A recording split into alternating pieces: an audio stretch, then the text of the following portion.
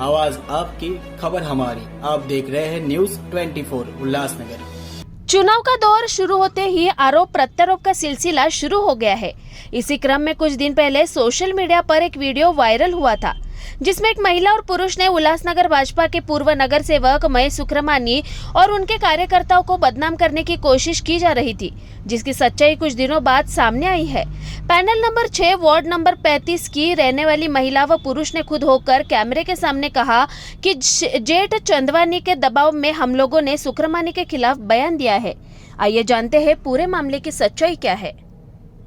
नमस्ते सर, मैंने भी वो पिछला जिस वीडियो की आप बात कर रहे हैं वो देखा था। श्री महेश सुक्रमानी जी हमारे क्लाइंट हैं। वो 2 साल 2 कंसेक्यूटिव टर्म्स के लिए नगर सेवक रह चुके हैं और काफ़ी अहदों पर रह चुके हैं।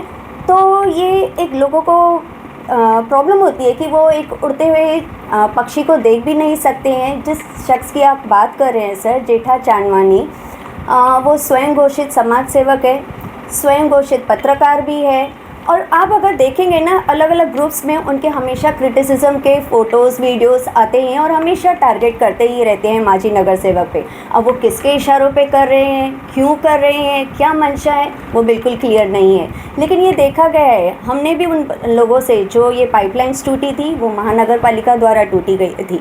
वो उनसे सफाई कर्मचारी आए थे, वो काम कर रहे थे, तो उनके द्वारा वो पाइपलाइन्स टूट गई थी, तो जो बाद में रिपेयर की गई। पर वहाँ पे खड़े लोगों को एकदम ट्यूटर किया गया कि आपको माजी नगर सेवक के खिलाफ बोलना है। ये भी हमें बाद में पता चला जब वो लोग आए, उनसे बातें हुई कि आपने ऐसा क्यों बोला और क्या हुआ। तो उन्होंने ये बताया कि ये मैटर ऐसे हुआ कि हमें फोर्स किया गया कि आप महेश सुक्रमानी जी का नाम लीजिए।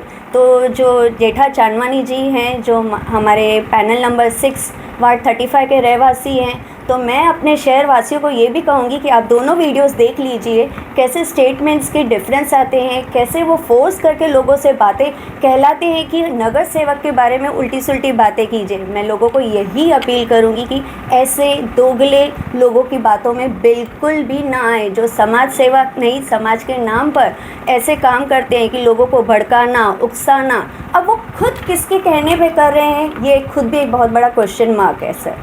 तो ऐसी कोई बात नहीं है।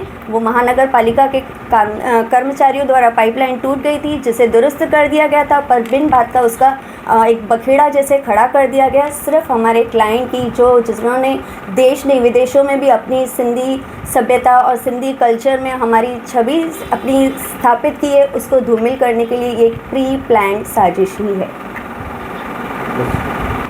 तो सर, मैं तो सिर्फ इतना ही कहूँगी कि हमारा भी यही काम रहेगा कि समाज के आगे, हमारे पूरे अपने प्यारे वार्ड वासियों के आगे ऐसे दोगले लोगों को, जो लोगों की साफ सफाई छवि को धूमिल कर रहे हैं, उनके चेहरे का नकाब हटाएंगे।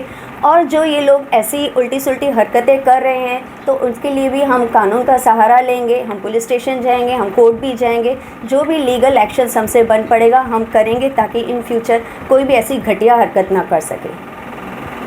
मां झूलेलाल पैलेस में रहंदी आहियां। मुंहिंजी थोड़ा महीना अॻु में पानी जी लाइन टुटी पई हुई, त मूंखे लॻो त गंगाराम टोड़ी आहे, पर इहा लाइन म्यूनिसिपैलिटी जे माण्हुनि खां सफ़ाई कंदे टुटी पई हुई। मां जेको अॻु में बयान ॾिनो उहो ग़लति हुयो। मेरा नाम नवीन कुमार, मैं जय झूलेलाल पैलेस में रहता हूँ 102। कुछ दिन पहले हमारे यहाँ नाली का साफ सफाई हो रही थी, जिसमें सफाई कर्मचारियों की गलती की वजह से पाइपलाइन टूट गई। उसके कुछ ही 2 दिन के बाद हमारे यहाँ आए कोई जेठो चांदवानी। उन्होंने हमको बोला कि आप यहाँ पे रुको, हम आपका इंटरव्यू ले रहे हैं। हमने वो इंटरव्यू दिया, जबकि हमको कुछ जानकारी नहीं थी कि किस चीज़ का बात हो रही है, क्या हो रही है। हमने वो इंटरव्यू दिया।